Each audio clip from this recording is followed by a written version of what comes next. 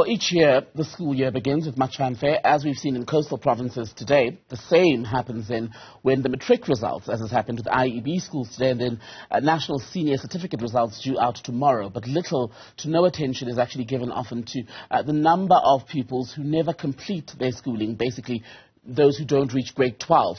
What does that number indicate about access to education in the country and the level of learning received at school? We can discuss this now with Marilene Mansfield, Program Director and of the DG Murray Trust Zero Dropout campaign. Merla, very good evening to you. Grateful for your time. Let's talk about what you have said, basically, to paraphrase in your statement, ahead of the release of the public school results tomorrow, has been an ineffective system of measurement, shall we say, about the success of schooling in South Africa. Why has it been ineffective? Good evening, Tembekile, and good evening to your viewers this evening. I think that it's incredibly important for us to look at the matric pass rate in a measured way and to say that it really only represents the proportion of learners who've made it to matric, who've sat for the exam and who's passed the exam. But there's a large number of learners who are really invisible to the schooling system and to the general public, who we don't talk about. The ones who get stuck in cycles of repetition and eventually drop out of school. The ones who drop out of school even before they get to high school. The ones who drop out of school in grade 10. And I think that there is a large amount of curiosity for us around when we're going to be discussing what's being done in order to make those learners more visible and to assist those learners to make it to matric too. But that data is often part of the DG's presentation ahead of the release of the NSC results, such as what's going to happen tomorrow. But having watched it over the years, it's all very technical, a lot of numbers. Do you think that also has to do with how much interrogation it's actually received as a problem?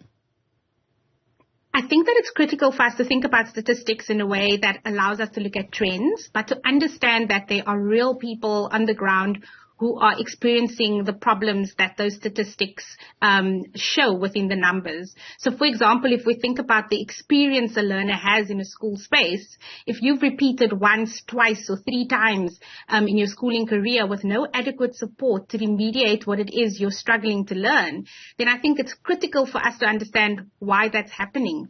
If we're thinking about looking at numbers like a repetition rate, it's important for us to interrogate what are we doing to diminish that rate. Where are those blockages happening? And what is the system contributing to make that a difficulty for learners?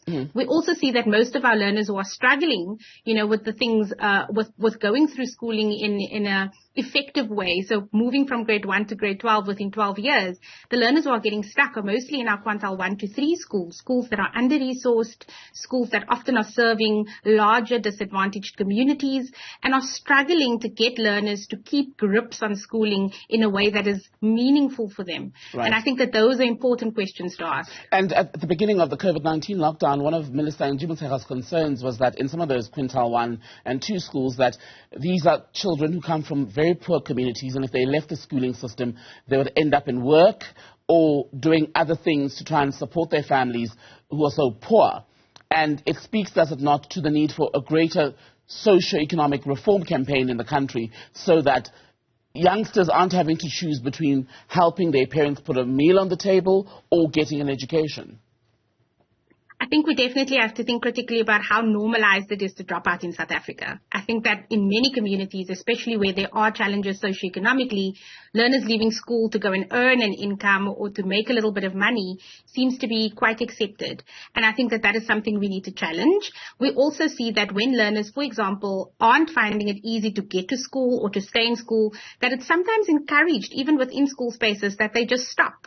And so there has to be a change in the narrative and the conversation around how we are keeping learners in school and why schooling is important.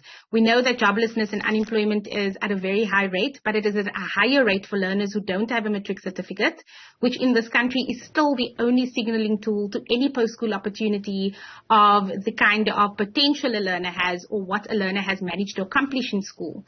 And so those learners who don't have a matric certificate find it a lot harder to navigate into meaningful employment. And often if they don't find meaningful employment or a viable way of making an income in their homes, they stay without participating in the economy for many years after schooling. And so there's huge repercussions for the economy, right, for our society, and for our young people. Thank you very much, Marilyn Mansfield, Program Director at the DG Murray Trust Zero Dropout Campaign.